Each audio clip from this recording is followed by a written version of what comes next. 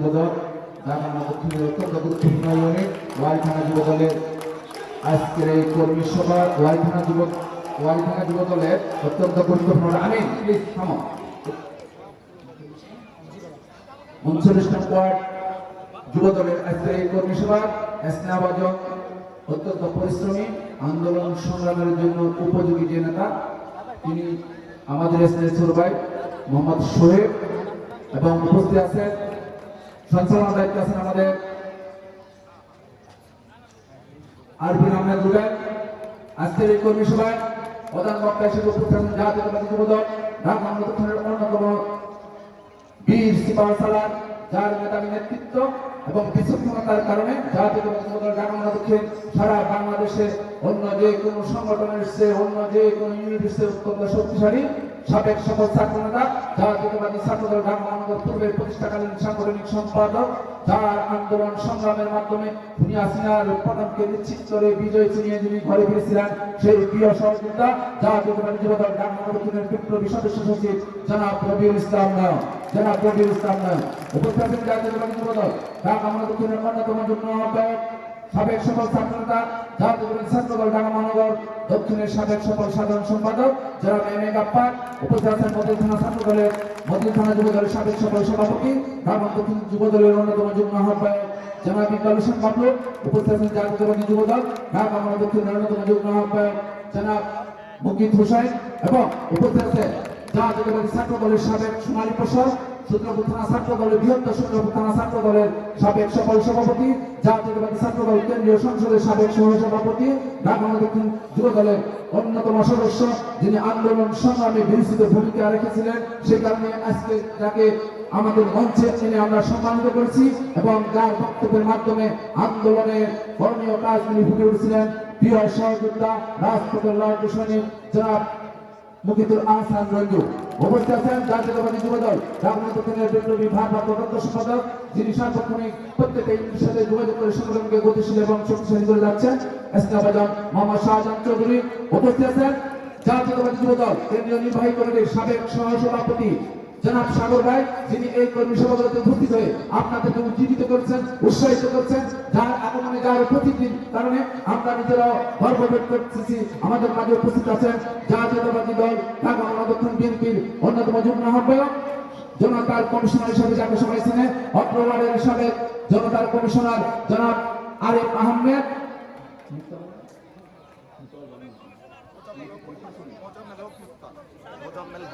আমাদের মাঝে উপস্থিত হয়েছেন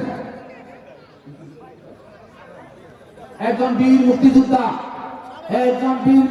সাবেক কমিশনার অত্রালিগারি বিএনপির কান্ডারি যিনি সাদেক হোসেন বীর মুক্তিযোদ্ধা কেন্দ্রীয় মুক্তিযোদ্ধা ঢাকার অবিভক্ত ঢাকার সাবেক সকল মেয়র জনাব সাদেক হোসেন সহযোগিতা হিসেবে তিনি কাজ করে গিয়েছেন এবং ঢাকা মহানগর বিএনপিকে সময় দিয়ে সাংগঠনিক বুদ্ধি পরামর্শ দিয়ে তিনি শক্তিশালী করেছিলেন প্রিয় শ্রদ্ধাভাজন বড় ভাই জনাব মোজাম্মেল হোসেন মুক্তা ভাই এবং অগ্রওয়ার্ডের নেতৃবৃন্দ মহিলা দলের নেতৃবৃন্দ ছাত্র দলের নেতৃবৃন্দ আপনাদের সবাইকে শুভেচ্ছা অভিনন্দন। প্রিয় নেতৃবৃন্দ এতক্ষণ ঢাকা মহাদক্ষিণ যুবদলের বিচক্ষণ এবং মেধাবী নেতৃবৃন্দ কি করতে হবে কি করণীয় সবকিছু বলেছেন এবং আনন্দ উচ্ছ্বাস হয়েছে স্লোগানে ভরপুর হয়েছে। আমি একটু বলতে চাই এত উচ্ছ্বাস এত আনন্দের মাঝেও কিছু ক্ষোভ কিছু দুঃখ কিছু কষ্ট আমাদের হৃদয়ের মাঝে আছে। আমরা দেখি অনেক নেতার নাম বললে অনেকে হাত তালি দেন ভালো, আবার অনেক নেতা আছে তার নাম ডিক্লারেশনের পর হাত তালি দেন না, কষ্ট লাগে। আমাদের সহযোদ্ধা এই সোহেব আন্দোলন সংগ্রামে বীরের মতো ভূমিকা রেখেছিলেন, তার নামটি যখন ঘোষণা হলো হাত তালিকা কম ছিল, আবার যাদেরকে আন্দোলন সংগ্রামে পাই নাই তাদের জন্য হাত তালিকা একটু বেশি দিয়েছেন। এরকম গ্রুপের ফোকাস করবেন না, রাজপথ থেকে বেশি দিবেন রাজপথের সহযোদ্ধাকে। কিন্তু যারা রাজপথে বিস্তৃত ভূমিকা রাখে তাদের জন্য তাদের নেতৃত্বের পিছনে থাকতে হবে। যেমনি ভাবে আন্দোলন সংগ্রামে প্রত্যেকটা মিছিলে আমাদের অংশগ্রহণ করেছিলেন, ওয়ার্ডখানাকে উজ্জীবিত রেখেছিলেন আমাদের ওয়ার্ডখানা যুবদলের সাবেক সাধারণ সম্পাদক নাহিদ, আমাদের ওয়ার্ডখানা যুবদলের যুগ্ম আহ্বায়ক সাগর এবং ডেভিড, যাদের বিস্তৃত ভূমিকায় ওয়ার্ডখানা যুবদল ঢাকা দক্ষিণের কাছে প্রশংসিত ছিল। তাই আপনাদেরকে বলবো যারা কাজ করবে তাদের সেই ন্যায্য প্রাপ্যটি আপনারা বুঝিয়ে দেবেন, তাহলে আরো বিরোধিতা করতে সৃষ্টি হবে, আরো অনেকেই আন্দোলন সংগ্রামে দলের জন্য কাজ করতে আগ্রহী হবে। নেতৃবৃন্দ যে কথা আমি বলতেছিলাম, অষ্টম ভালোবাসা সবকিছুই আছে। প্রিয় নেতা, প্রিয় অভিভাবক, আদর্শের জন্য যার হাত ধরে, যার আদর্শে অনুপ্রাণিত হয়ে এই দলটি করে করতে এসেছি, তিনি ছিলেন আদর্শের জন্য শহীদ প্রেসিডেন্ট জিয়াউর রহমান। কোথায় থেকে কিভাবে আসলো এই জিয়াউর রহমান? কে চিনত, কেউ চিনত না এই জিয়াউর রহমানকে। যখন যাদেরকে চিনত, যাদেরকে জানতো, যাদেরকে মানুষ নেতা বলতো, তারা ৭১ সালে পাকিস্তানিরা যখন বাংলাদেশ আক্রমণ করে, তারা সবাই বাংলাদেশের মানুষকে অসহায় অবস্থায় রেখে পালিয়ে গেল। কেউ ভারতে পালিয়ে গেলেন, আরেকজন পাকিস্তানিদের কাছে আত্মসমর্পণ করলেন। আজকে আমরা দেখছিলাম বিগত দিনগুলোতে বইয়ের পাতায় লেখা ছিল স্বাধীনতার ঘোষক নাকি শেখ মুজিব। আমি বলতে চাই, শেখ মুজিব যদি ৭ মার্চ স্বাধীনতার ঘোষণা করে থাকে, তাহলে কেন ৭ মার্চ থেকে যুদ্ধ শুরু হলো না? কেন ২৬ মার্চ থেকে যুদ্ধ শুরু হলো? এই কয়দিন কেন যুদ্ধ বন্ধ ছিল? সেদিন পাকিস্তানে যখন ২৫ মার্চ বাংলাদেশের উপর আক্রমণ করলো, সেদিন ঘরে বসে থেকে পাকিস্তানিদের কাছে শেখ মুজিব আত্মসমর্পণ করলেন, আর নাসিম আহমদ তোফায়েলরা দেশ ছেড়ে ভারতে পালিয়ে গেল। পালিয়ে গিয়ে কলকাতার বিরাটপুর হোটেলে রাত্রি যাপন করলেন, উচ্ছ্বাস করলেন, উৎসব করলেন। বাংলাদেশের অসহায় জনগণের কথা একবার ভাবলেন না, ভাবলেন পরবর্তীতে যিনি আমার নেতা আদর্শের জনক জিয়াউর রহমান। তিনি বেড়াকে বিদ্রোহ করে কর্নেল চন্দ্রকে হত্যা করে বাংলাদেশের পক্ষে, বাংলাদেশের মানুষের পক্ষে স্বাধীনতার ঘোষণা করলেন। আর স্বাধীনতার ঘোষণা করে তিনি বসে থাকেননি, তিনি প্রিয়তমা স্ত্রীর কথা ভুলে গিয়ে, পানের অধিক সন্তানদের কথা বলিয়ে শুধু মাতৃকার টানে বাংলাদেশের জন্য অস্ত্রহাতে লড়াই যুদ্ধ শুরু করলেন। আর যে লড়াই ঘোষণার মাধ্যমে এদেশের ছাত্র জনতা, কৃষক সবাই উজ্জীবিত হলে, সবাই বুঝতে পারলেন যে একজন মানুষ আছে বাংলাদেশে হাল বলছে, আমরা বিপদে যাব না, আমাদের বিজয়ী হবে। তেমনি ভাবে ৯ মাস লড়াই করে শহীদ প্রেসিডেন্ট জিয়াউর রহমান বাংলাদেশকে স্বাধীন করেছিলেন। এই কারণে শহীদ প্রেসিডেন্ট জিয়াউর রহমান বাংলাদেশের মানুষের কাছে এত জনপ্রিয়। তাই আপনাদেরকে বলতে চাই, এই প্রেসিডেন্ট জিয়াউর রহমান যার বিচক্ষণতা, যার মেধার কারণে তিনি প্রতিবেশী প্রতিটি রাষ্ট্রের সাথে তিনি সুসম্পর্ক সৃষ্টি করলেন। তিনি বাংলাদেশকে যখন ভাবলেন একটা জাতিকে নেতৃত্ব দিতে হলে তার একটা দর্শন দরকার, শহীদ প্রেসিডেন্ট জিয়াউর রহমানের সেই কালজয়ী দর্শনের নাম বাংলাদেশী জাতীয়তাবাদ। তিনি বাংলাদেশী জাতীয়তাবাদের সাথে উদ্বুদ্ধ করলেন। যখন পাহাড়ে যুদ্ধ হলো, শেখ মুজিবের কাছে আসলো বিচার দিতে, তারা বললো আমাদের পরিচয় কি? বললো যা সবাই বাঙালি। তারা বললো না, আমরা বাঙালি না, আমরা পাহাড়ি।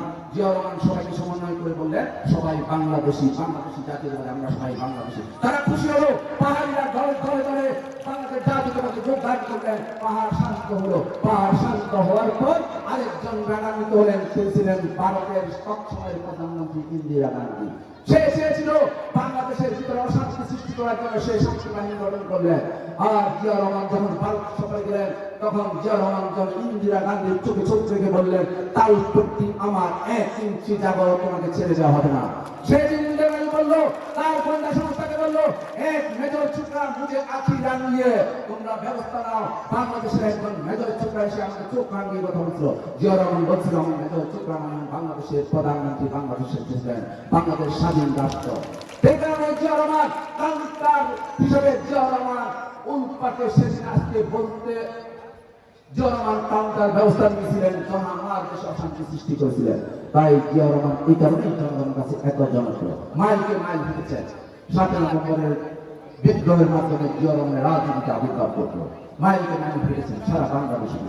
রূপসা থেকে পাতুরিয়া, টেকনাফ থেকে তেতুলিয়া, এখনো যে শিশুটি জন্ম নেবে সে শিশুটিও বলবে জিয়া জিয়া জিয়া।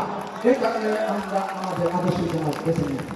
তাই আপনাদেরকে বলতে চাই, জিয়াউর রহমানের আদর্শের সৈনিকেরা কখনো পরাজয় মানে না, সময়ের কারণে হয়তো কিছুদিন অপেক্ষা করে। আমরা দীর্ঘ 17 বছর অপেক্ষা করেছিলাম, আমরা পরাজিত হয়ে নাই, পরাজিত মানি নাই। আমরা ৭১-এর পরাজিত না, ৭৫-এর পরাজিত না, ৯০-এর পরাজিত না, ২০২৪-এর পরাজিত না। জিয়া সৈনিকেরা বিজয়ের মিছিল করে, বিজয়ের গান গায়, বিজয়ের পথ ধরে হাঁটে। পরাজিতদের সাথে জিয়া সৈনিকেরা হাত মিলায় না। তাই আপনাদেরকে বলতে চাই, এখানে আপনারা যারা আছেন সবাই শহীদ জিয়ার আদর্শের সৈনিক, মনে প্রাণে হৃদয়ে। আর এই হৃদয়ে আমাদের জিয়াউর রহমানের নাম লেখা আছে বলে এই খুনি হাসিনা বইয়ের পাতা থেকে জিয়াউর রহমানের নাম মুছে দিয়েছিল। জিয়াউর রহমানের খেতাব পেয়ে নিয়েছিল, কিন্তু হৃদয় থেকে, কারো হৃদয় থেকে জিয়াউর রহমানের নাম মুছে দিতে পারে নাই। আদর্শের জননী বেগম খালেদা জিয়া সেই পথ করে হেঁটেছিলেন। আপনারা হয়তো, আমি অনেক সিনিয়রের মতো কথা বলবো না, বেয়াদবি দিবেন না। জিয়াউর রহমান রাজনীতিতে যুদ্ধ করছিলেন, আর পাকিস্তানরা বেগম খালেদাকে গ্রেফতার করেছিলেন। যে পাকিস্তানি অফিসার গ্রেফতার করেছিলেন, জিয়াউর রহমান তাকে একটা চিরকুট পাঠিয়েছিলেন, বলছিলেন আমার স্ত্রীর যদি অসম্মান হয় তোমাকে আমি হত্যা করব। সেই ভয়ে পাকিস্তানি অফিসার খালেদাকে সসম্মানে গ্রেফতার করে দিয়েছে। অন্যদিকে দেখেন এই পাকিস্তানি হানাদারদের বছর এই শেখ মুজিবের বন্যা পাকিস্তানি রেশনকে পাকিস্তানিদের তত্ত্বাবধান ছিলেন, তারা কোনো লড়াই যুদ্ধ করেন নাই। বেগম খালেদা মুক্তিযোদ্ধাদেরকে সহযোগিতা করছেন। সিপাহীরা যখন বেগম খালেদার কাছে আসতেন তিনি বলতেন, তোমাদের নেতা যা করে তোমরা তাই করো, রণাঙ্গন যুদ্ধ করো, লড়াই করো। এই কারণে বেগম খালেদাকে গৃহবন্দী করেছিলেন, গ্রেফতার করেছিলেন। সেখানে বেগম খালেদা বাংলাদেশের প্রথম নারী মুক্তিযোদ্ধা। ভাই আমি বলতে চাই আমাদের সাথে বেগম খালেদা বাংলাদেশের জন্য প্রথম নারী প্রধানমন্ত্রী হয়েছিলেন। 90-এর স্বৈরাচারের বিরুদ্ধে দুর্বার 9 বছর আন্দোলন করে স্বৈরাচার ধ্বংসস্তূপ করে গণতন্ত্র প্রতিষ্ঠা করেছিলেন। এই আমার নেতা শহীদ প্রেসিডেন্ট জিয়া রহমান ছিলেন বহুদলীয় গণতন্ত্রের প্রবক্তা। আমার আদর্শ কর্মী বেগম খালেদা জিয়া ছিলেন বাংলাদেশের সংসদীয় গণতন্ত্রের প্রতিষ্ঠাতা, যিনি মা ভারত ডেমোক্রেসি হিসাবে বিশ্বের কাছে আজকে সমাদিত। এই সেই বেগম খালেদা জিয়া রক্ত বিএনপির ভারপ্রাপ্ত চেয়ারম্যান জনাব তারেক রহমানের শরীরে আজকে প্রবাহিত। আদর্শের সেই ধারাবাহিকতার কারণে তারেক রহমান গণতন্ত্রের জন্য পাগল হয়ে লড়াই শুরু করলেন। তারেক রহমানের উপর অন্যায় অত্যাচার জুলুম হয়েছিল 1/11-এর মাধ্যমে, কিন্তু বিএনপি ভারপ্রাপ্ত চেয়ারম্যান তারেক রহমান থেকে থাকে নাই। এই দুনিয়া বাংলাদেশ থেকে লুটপাট করে হাজার হাজার কোটি টাকা বাইরে নিয়ে গেছিলেন। তারেক রহমানকে প্রলোভন দিয়েছিলেন তার বিভিন্ন এজেন্সির মাধ্যমে, এই সালমানের প্রমাণদের মাধ্যমে। বলছিল তারেক রহমানের কত হাজার কোটি ডলার লাগবে। তারেক রহমান বলছে 1 টাকাও লাগবে না, আমার লাগবে বাংলাদেশের মানুষের ভোটের অধিকার, আমার লাগবে বাংলাদেশের গণতন্ত্র, আমার লাগবে বাংলাদেশের মানুষের মৌলিক অধিকার, এই বাইরে কিছু চাই না। তাই আজকে তারেক রহমান মানুষের কাছে জনগণের কাছে কমিটমেন্ট করেছিলেন, আমি আপনাদের ভোটের অধিকার ফিরিয়ে দেবো, আপনাদের গণতন্ত্র ফিরিয়ে দেবো, আপনাদের মৌলিক অধিকার প্রতিষ্ঠা করবো। সেখানে জনগণ তার আস্থা বিশ্বাস করেছিলেন। আস্থা বিশ্বাস থেকে জুলাই আগস্টের গণ অভ্যুত্থানের মাধ্যমে দুনিয়া পতন করেছিল। সেই অভ্যুত্থানের মহানায়ক ছিলেন তারেক রহমান। এই বিএনপির ভারপ্রাপ্ত চেয়ারম্যান তারেক রহমান যখন জাতির দুর্যোগ এসেছে তখন জাতির পাশে দাঁড়িয়েছে। যখন করোনা আসলো বাংলাদেশে আমাদেরকে নির্দেশ দিলেন, করোনার সময় জনগণের পাশে দাঁড়াও। আমরা অক্সিজেন সিলিন্ডার সহ নিত্য প্রয়োজনীয় সামগ্রী জনগণের বাসায় বাসায় পৌঁছে দিলাম। অন্যদিকে আওয়ামী লুটপাটকারীরা ভয়ে অসুস্থ হয়ে তারা মৃত্যুর কথা চিন্তা করে বাসা বাড়ি থেকে বের হন নাই। অনেকে প্রাইভেট বিমান নিয়ে বাংলাদেশের বাইরে চলে গেলেন। আবার যখন বাংলাদেশ মানুষ বন্যা আক্রান্ত হলেন, তারেক রহমান পুরা দলটাকে নির্দেশ দিলেন, বিএনপি সবাইকে বললেন, বন্যাত্ম মানুষের পাশে দাঁড়াও, এটা আমার দেশ, সবাই বন্যাত্ম মানুষের পাশে আমরা দাঁড়ালাম। এটাই বিএনপি রাজনীতি, জনগণের পাশে থাকা, জনগণকে পাশে রাখা। তাই আপনাদেরকে বলবো আমাদের হারানোর কিছু নাই। কারণ একটা পক্ষ আছে যাদের হৃদয়ে পাকিস্তান, আরেকটা পক্ষ আছে আরেকজনের হৃদয়ে হিন্দুস্তান। আর আমি বলবো তারেক রহমানের বাংলাদেশ হলো তারেক রহমানের জন্মস্থান, এর বাইরে আমাদের কোনো পরিচয় নাই। আজকে কষ্টে সহ্য করতে হয়, আমরা ভুলে যাব না, আমরা ভুলতে পারবো না।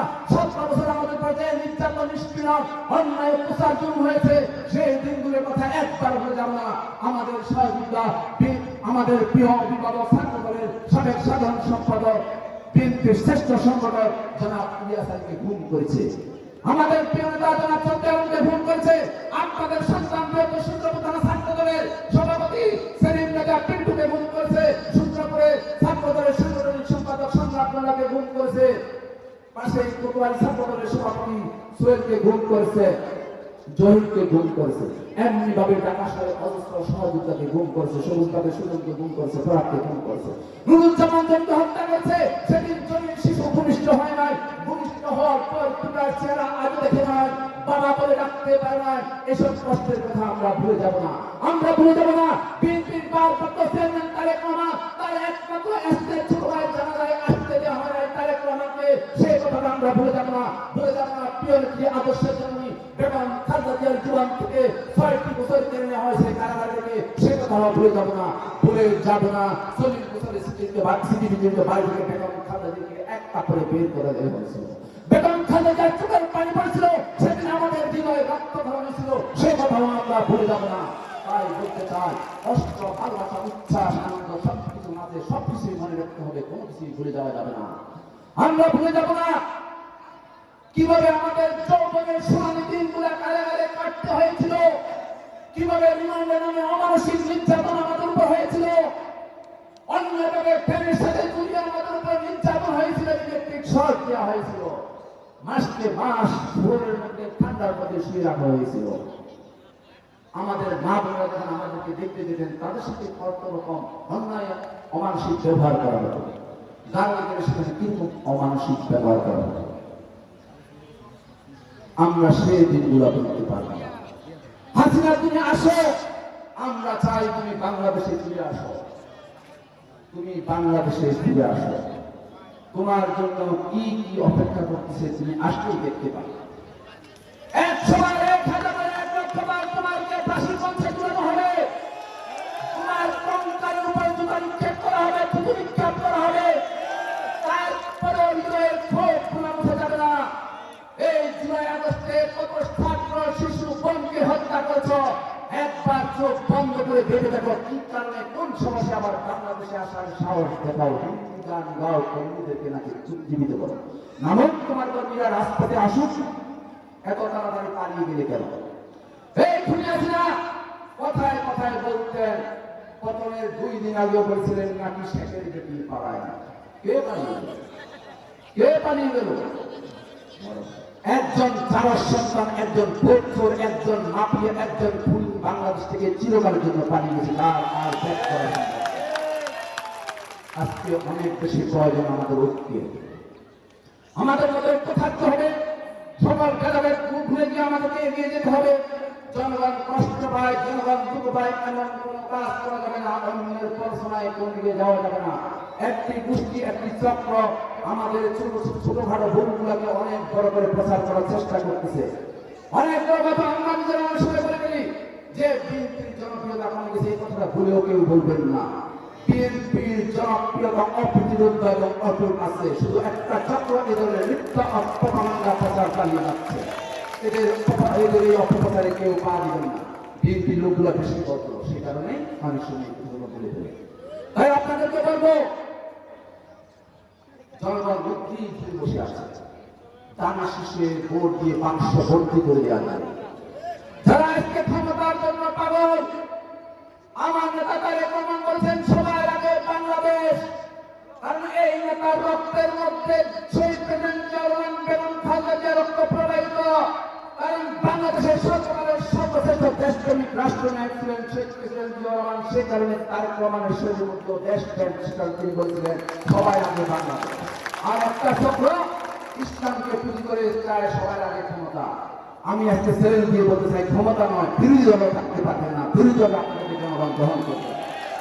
অনেক সব যাচ্ছে, গাড়িতে পতাকা উড়াবেন, বিরোধী দলের পতাকাও ভাবতে থাকবে না। এটা তারেক রহমান। তারেক রহমানের নেতৃত্ব, মেধাবী সিদ্ধান্তগুলা কেবলমাত্র এই মাফিয়া সরকার থেকে জাতিকে উদ্ধার করা সম্ভব হয়েছিল তারেক রহমানের মেধাবী নেতৃত্ব, মেধাবী সিদ্ধান্তের কারণে। আর আগামীতে বাংলাদেশে নিয়ে যাবে তারেক রহমানের মেধাবী নেতৃত্ব, মেধাবী সিদ্ধান্তের কারণে। সেজন্য আপনাদেরকে ধৈর্য ধরতে হবে, আমাদেরকে ধৈর্য ধরতে হবে, জনগণের সুযোগে থাকতে হবে, জনগণকে পাশে রাখতে হবে। জনগণ যখন যে বিপদে পড়ে, জনগণ সেখানে আপনাদেরকে ঝাঁপিয়ে পড়তে হবে। কারণ এদেশের জনগণ একমাত্র বিএনপির উপর ভরসা করে। আর বাংলাদেশটি তারেক রহমান জিয়া পরিবারের কাছে থাকলেই নিরাপদ থাকে, অন্য কারো হাতে নয়। কারণ ওই যে বললাম, তাদের কারণে পাকিস্তান, কারণে হিন্দুস্তান, আমাদের তো অন্য কোনো ঠিকানা নাই। 17 বছর নিপীড়ন নির্যাতন চালিয়েছে। বিএনপির একজন সিনিয়র নেতার নাম বলেন যে অন্য দলে জয়েন করছে, পারবে? একজন নেতা অন্য দলে যায় না, দেশ ছেড়েও যায় না, বাংলাদেশে ছিল।